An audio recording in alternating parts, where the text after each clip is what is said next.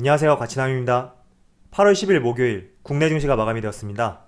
오늘 코스피와 코스닥 약 3.5%의 큰 급락이 나왔어요. 그렇다 보니 많은 분들께서 굉장히 힘든 하루가 되지 않았을까 이런 생각을 해보는데, 이렇게 증시가 크게 빠지다 보니까 오늘 같은 경우에는 제가 여러분들에게 종목에 대해서 말씀드리는 것은 조금 무의미하지 않을까 이런 생각이 들더라고요. 그래서 오늘 영상의 방향은 왜 이렇게 증시가 하락했을까, 이 부분에 대한 원인과, 그리고 이렇게 증시가 하락할 경우에는 우리가 어떤 식으로 대응을 해야 되는지, 이 점에 대해서 한번 말씀을 드려보도록 하겠습니다. 자, 저는 여러분들보다 주식을 잘한다 이렇게 말씀을 드릴 수는 없어요. 하지만 조금은 경험이 길기 때문에 상승장, 하락장, 박스권 다양한 상황에서 많은 경험을 했었거든요. 그래서 제 경험적인 측면을 여러분들과 한번 공유를 해서 말씀을 드려보도록 하겠습니다. 자, 오늘 코스피와 코스닥 모두 이렇게 크게 하락한 이유 중에 하나는 저는 크게 세 가지의 원인이 있다고 생각을 하고 있습니다. 먼저 첫 번째에 대해서 말씀을 드리면, 페드라고 많이 들어보셨죠? 미국 연방준비제도인데 국내와 비유하자면 한국은행과 같은 기관이에요. 그런데 이 페드에서 지난 7월 달에, 지난달이죠, FOMC 회의에 대한 의사록을 공개를 했어요. 그런데 시장에서는 이 의사록을 본 뒤에 코로나19에 대한 불확실성만 키웠고 금리의 방향성에 대해서 정확한 가이던스가 나오지 않았다 이렇게 받아들이고 있습니다. 그래서 제가 항상 말씀을 드렸죠. 증시의 포지션이 바뀌기 위해서는 여러 가지 시그널들이 있는데 그 중에 가장 대표적인 예시가 금리 인상이다 이렇게 말씀을 드렸어요. 그래서 금리의 방향성에 대한 가이던스가 명확하게 나오지 않았기 때문에 시장은 혼란스럽게 받아들이고 있고, 간밤에 미국 증시를 비롯해서 현재 아시아 증시까지 이어지고 있다고 생각을 하고 있습니다. 때문에 지난 이틀 전과 비교를 해본다면, 이틀 전 같은 경우에는 코로나 확진자 수가 대폭 증가해서 국내 증시만 크게 하락을 했단 말이죠. 그런데 오늘 같은 경우에는 일본 니케이 지수도 크게 하락하고 있고, 상해 지수도 마찬가지로 1%의 하락이 나오고 있어요. 물론 우리나라의 증시가 더 크게 하락하고 있지만, 우리나라 증시가 더 큰 영향을 받았던 이유 중에 하나는 여러분들도 잘 아시겠지만 두 번째 이유, 코로나가 있죠. 그리고 세 번째 이유는 보통 이렇게 하락 장세가 크게 지속되다 보면 투매가 나올 수 있거든요. 2% 하락이 나올 것이 3%가 나오고, 3% 하락에 끝날 것이 5%로 이어질 수 있는 이런 투매, 이런 복합적인 상황이 모두 영향을 미쳤기 때문에 우리나라 증시가 더 크게 하락했다고 저는 생각하고 있습니다. 그래서 항상 증시가 상승할 때보다 하락할 때가 더 큰 폭으로 빨리 떨어지는 것을 알 수 있고, 이렇게 상승보다 하락이 더 클 수 있는 이유는 바로 공포심, 투매와 관련이 있다 이렇게 말씀을 드리도록 하겠습니다. 자, 그러면 페드에서 발표한 회의록, 이 부분에 대해서 조금 더 구체적으로 말씀을 드려볼게요. 어떤 면에서 금리 방향성에 대해서 애매한 포지션을 얻게 되었는지 한번 말씀을 드려보도록 하겠습니다. 자, 지난 6월 달에 의사록이 7월 달에 공개가 되었어요. 그런데 내용을 살펴보면 페드에서 향후 금리 향배에 관해서 가이던스를 명확하게 밝힐 필요가 있다면서 다음 회의에 가다듬을 것이다 이런 언급을 했습니다. 다음 회의라는 것은 7월 달이죠. 그런데 7월 달 회의와 관련된 의사록이 어제 공개가 되었는데, 앞서서 말씀드린 금리에 대한 명확한 가이던스가 제시되지 않았어요. 그래서 시장에서는 아니 7월 달에 명확하게 가이던스를 정한다고 했는데 왜 공개가 되지 않았느냐 이런 우려를 나타내면서 결국에는 통화정책에 대한 불확실성이 증폭될 수 있는 원인이 되었던 거죠. 사실 기준금리에 대한 가이던스가 명확하게 나와야지만이 기업 입장에서는 이 불확실성이 해소가 되기 때문에 투자가 쉽고 자금 조달이 용이할 수 있어요. 그런데 7월 달에 명확하게 발표하겠다 했던 내용들이 막상 공개되고 나니 금리에 대한 방향성은 하나도 나와 있지 않았다 이러한 뜻이거든요. 그렇다 보니 시장에서는 금리 인상에 대한 우려감도 생길 수 있고, 가이던스를 제시 안 했다는 말은 코로나로 인해서 경제 상황을 예측하기 힘든 것이 아닌가 이렇게 받아들이고 있다고 볼 수가 있습니다. 때문에 어제 미국 증시도 상승장에서 회의록이 공개된 뒤에 하락장으로 마무리가 되었죠. 그리고 뿐만 아니라 세계 증시, 일본, 중국, 한국 모두 하락 장세를 보이고 있고, 특히 우리나라 같은 경우에는 최근 발생한 코로나 확진자 수, 이 부분도 같이 영향을 미쳤다고 생각을 하고 있습니다. 자, 오늘 비교적 이렇게 시장의 불확실성이 커지다 보니까 달러 인덱스와 환율 모두 상승하고 있죠. 그래서 이런 부분을 우리가 체크해 볼 수 있고, 그리고 9월 중순에 다시 FOMC 회의가 있거든요. 이 회의를 통해서 금리 향배에 대한 가이던스가 명확하게 나오게 된다면 다시 시장은 좋은 방향으로 움직일 수 있다고 생각하고 있기 때문에 오늘과 같은 큰 폭의 하락장 속에서는 모든 종목이 다 하락을 한단 말이에요. 그래서 전체 시장이 빠질 때 동요되어서 내 종목을 매도하는 행위, 저는 정말 좋지 못한 행동이라고 생각하고 있습니다. 만약에 여러분들이 수익 중이라면 조금 수익을 줄여서라도 현금을 확보하는 것은 좋은 전략이지만 만약에 여러분들이 큰 손실 중이라면 시장 상황과 동조해서 내가 가진 종목을 매도하는 행위는 좋지 못하다고 말씀을 드리고 지금부터는 제가 어떤 식으로 대응을 해야 되는지 한번 말씀을 들어보도록 하겠습니다. 자, 오늘 코스피가 약 3.6% 하락해서 2274포인트에 마무리가 되었죠. 그렇다 보니 21선을 깨고 내려왔는데 차트의 흐름만 놓고 본다면 지난 6월달하고 굉장히 유사한 흐름인 것을 알 수 있어요. 자, 그런데 저는 여러분들에게 상승장이던 박스권이던 하락권이던 이 두 가지만 지키면 수익을 낼 가능성이 높다고 말씀을 드리고 싶어요. 물론 수익을 낼 수 있는 여러 가지 방법이 있고 전략들이 다르지만 지금 설명드리는 것은 제가 가장 많이 적용하고 있기 때문에 여러분들도 한번 적용을 해보신다면 긍정적인 매매를 할 수 있을 것이라고 말씀을 드리도록 할게요.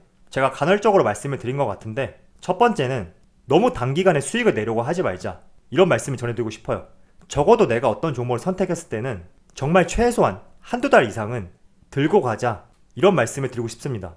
물론 저 같은 경우에는 한두 달보다 약 1년 정도의 기간을 가장 많이 선호를 하고 있거든요. 이 부분은 조금 차이가 있을 수 있지만 그래도 적어도 한두 달 정도는 내가 매수를 하게 된다면 들고 가는 전략을 취하셨으면 좋겠습니다. 제가 이렇게 말씀드리는 이유 중에 하나는 여러분들이 어떤 종목을 매수했을 때 하루 이틀이 지났고 하락이 나온다고 해서 이 종목을 매도해야 되는지 물타기를 해야 되는지 이런 의견들이 많더라고요. 만약에 여러분들이 데이 트레이닝, 초단기 투자를 할 것이 아니라면 우리가 어떤 종목을 매수하고 시간을 부여를 해야 되는데 처음 매수할 때는 시간을 부여하겠다 이렇게 다짐을 했어도 비교적 내가 매수했던 종목이 빠른 시일 내에 하락이 나온다면 처음 세웠던 기준이 흔들리게 되죠. 그래서 저는 여러분들이 매수한 종목이 산업의 방향성과 어긋나는 종목이 아니라면 하루, 이틀, 일주일 너무 짧은 단기간에 마이너스로 전환을 했다고 해서 기다릴 줄 모르고 매도하는 행위, 이런 것들은 조금 자제를 하면 좋겠다 이렇게 말씀을 드릴게요. 그리고 두 번째는 첫 번째 내용을 토대로 연장된 설명인데 항상 마찬가지예요. 분할 매수로 대응하자. 자, 그런데 전제가 있죠. 분할 매수라고 제가 말을 한다고 해서 오늘처럼 이렇게 주가가 하락할 때 추가로 매수하자, 이런 의견은 절대 아니에요. 제가 분할 매수를 하는 기준은 어디까지 주가가 하락할지 모르니까 종가 기준으로 꾸준히 지켜본 뒤에 반등이 나오는 시점, 그 시점을 정확하게 알고 나서 들어가자, 이런 취지거든요. 지금 이 코스피 종합주가지수가 A라는 종목이라고 가정을 하고 말씀을 들어볼게요. 자, 코로나 직전에 여러분들이 이 구간에 매수를 했어요.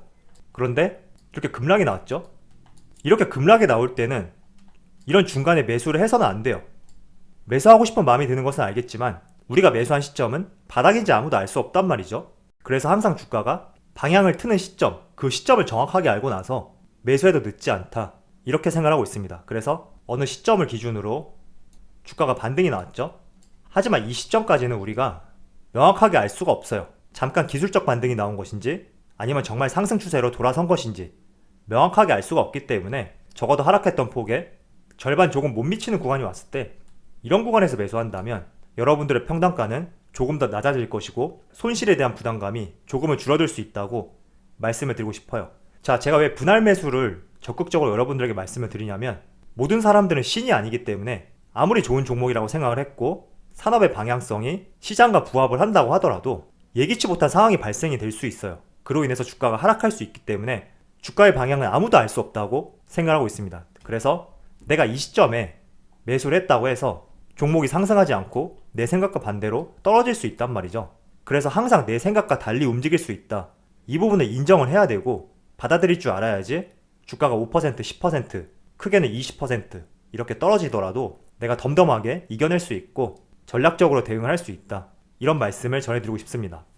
자, 최근에 이렇게 지수가 빠지다 보니까 저도 마이너스 18%까지 나온 종목이 있거든요. 그런데 크게 개의치 않고 있어요.